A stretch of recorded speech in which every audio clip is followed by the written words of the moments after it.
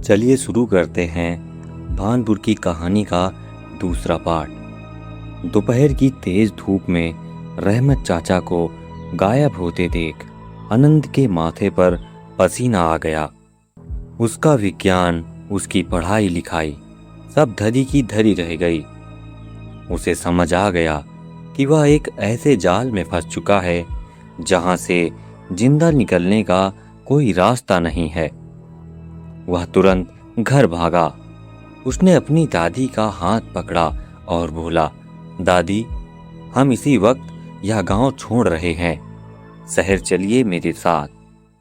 दादी ने उदासी से मुस्कुराते हुए अपना हाथ छुड़ा लिया।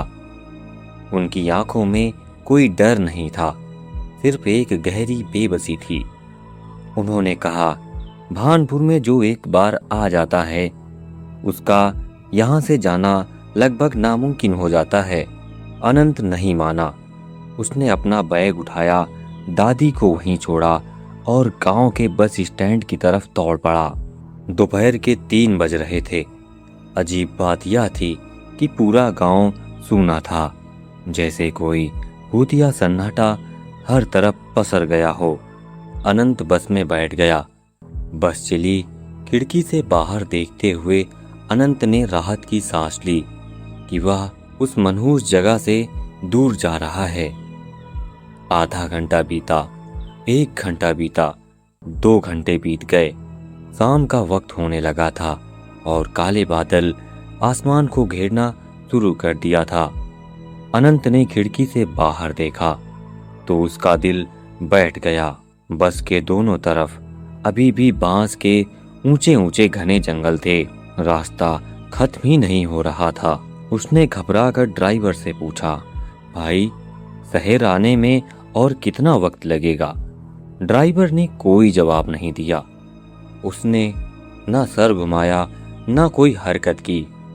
अनंत ने आगे बढ़कर ड्राइवर के कंधे पर हाथ रखा। जैसे ही ड्राइवर मुड़ा, अनंत के गले से चीख भी नहीं निकल पाई। ड्राइवर की जगह रहमत चाचा बैठे थे।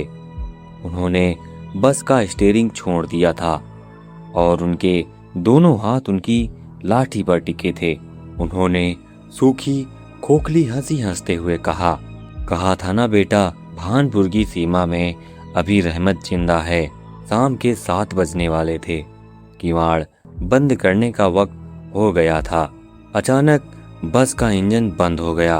अनंत ने हड़बड़ाकर पीछे देखा। पूरी बस खाली थी। कोई सवारी नहीं थी। सिर्फ उसकी दादी का वो पुराना चाय का कुल्हड़ बस की फर्श पर लुढ़क रहा था। अनंत ने बिना सोचे समझे बस का दरवाजा खोला और बाहर जंगल की तरफ कूद गया। वह पागलों की तरह जंगल में भागने लगा। कांटे उसके पैर में चुभ रहे थे। झाड़ियां उसके कपड़े फाड़ रही थी। भागते भागते जब वह हांफते हुए रुका तो सामने का नजारा देखकर उसके घुटनों ने जवाब दे दिया। वह जंगल पार ही नहीं कर पाया था। वह वापस भानपुर गांव के उसी चौराहे पर खड़ा था जहां दोपहर को बुजुर्ग हुक्का पी रहे थे। शाम के ठीक 7 बज चुके थे। पूरे गांव में एक साथ दिए बुझ गए। घरों के दरवाजे धड़ाम धड़ाम करके बंद होने लगे। अनंत भागकर अपनी दादी के घर पहुंचा। उसने दरवाजा पीटा। दादी, दरवाजा खोलो, मैं अनंत हूँ। भीतर से दादी की रोने की आवाज आई। नहीं, रहमत चाचा ने कहा है आधी रात को कोई भी पुकारे, पलटकर जवाब मत देना, किवाड़ मत खोलना। अनंत चिल्लाया, दादी, मैं आपका पोता हूँ, असली अनंत। लेकिन अंदर से आवाज आनी बंद हो गई। पूरा गांव अब काली चादर में लिपट चुका था। रात के 12 बजे आसमान में अमावस का पहर शुरू हो चुका था। अनंत चौराहे पर बने उसी बूढ़े बरगद के पेड़ के पीछे छुपा हुआ था। ठंड के मारे उसका शरीर कांप रहा था, या शायद डर के मारे। तभी सन्नाटे को चीरती हुई वही जानी पहचानी आवाज आई, अनंत, ओ अनंत, बाहर आ बेटा। अनंत ने पेड़ के पीछे से झांका। आंगन में वही बिना चेहरे वाली हवा में झूलती हुई सफेद परछाई खड़ी थी, लेकिन इस बार उसके ठीक बगल में रहमत चाचा भी खड़े थे। रहमत चाचा के हाथ में वही पीतल का दिया था, जिसकी नीली लौ अब बहुत तेज जल रही थी। रहमत चाचा ने उस बिना चेहरे वाले साये की तरफ देखा और बोले, आज का शिकार तैयार है। अनंत समझ गया कि रहमत चाचा, तांत्रिक और वो साया अलग अलग नहीं, बल्कि एक ही सिक्के के दो पहलू हैं। वो साया लोगों को बुलाता था और रहमत चाचा बचाने का नाटक करके उन्हें उस तांत्रिक की बलि वेदी तक ले जाते थे। अनंत ने वहां से भागने की कोशिश की, लेकिन तभी उसके पैर रुक गए। उसके कानों में एक और आवाज आई। इस बार वो आवाज किसी और की नहीं थी, उसकी खुद की आवाज थी। पेड़ के पीछे छिपे अनंत ने देखा कि उस बिना चेहरे वाले साये का चेहरा धीरे धीरे बदल रहा था।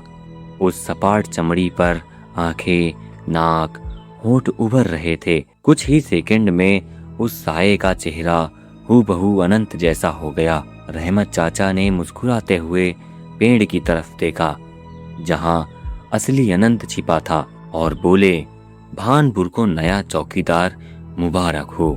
शहर से अनंत के माता पिता उसे ढूंढते हुए गांव पहुंचे। उन्होंने गांव वालों से पूछा, क्या आपने हमारे बेटे अनंत को देखा है? वह अपनी दादी से मिलने आया था।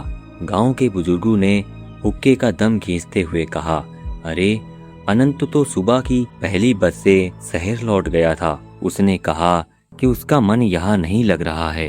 अनंत के माता पिता ने राहत की सांस ली और वापस जाने के लिए मुड़े। जैसे ही वो गांव की सीमा पार कर रहे थे, उन्होंने देखा कि रास्ते के किनारे धूप में एक नौजवान हाथ में लाठी और पीतल का दिया लिए खड़ा था। उसके कपड़े फटे हुए थे और चेहरे पर एक अजीब ठंडी मुस्कान थी। उसकी माँ ने बस की खिड़की से हाथ हिलाया, अनंत तुम यहाँ खड़े हो, चलो हमारे साथ बस में बैठो। उस नौजवान ने कोई जवाब नहीं दिया। उसने बस अपनी माँ की तरफ देखा और धीरे से अपनी एक आंख दबाकर कुटिलता से मुस्कुराया। बस आगे बढ़ गई। माँ खुश थी कि उनका बेटा सुरक्षित है, लेकिन वो नहीं जानती थी कि जो बस में उनके साथ जा रहा है वो उनका बेटा नहीं, बल्कि भानपुर का वो बिना चेहरे वाला साया है, जो अब शहर की तरफ बढ़ रहा था।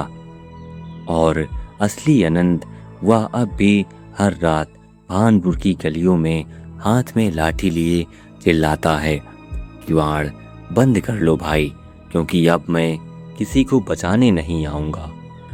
बात ऐसी है कि कुछ कहानियाँ कभी खत्म नहीं होती, वो बस नया ठिकाना ढूंढ लेती हैं।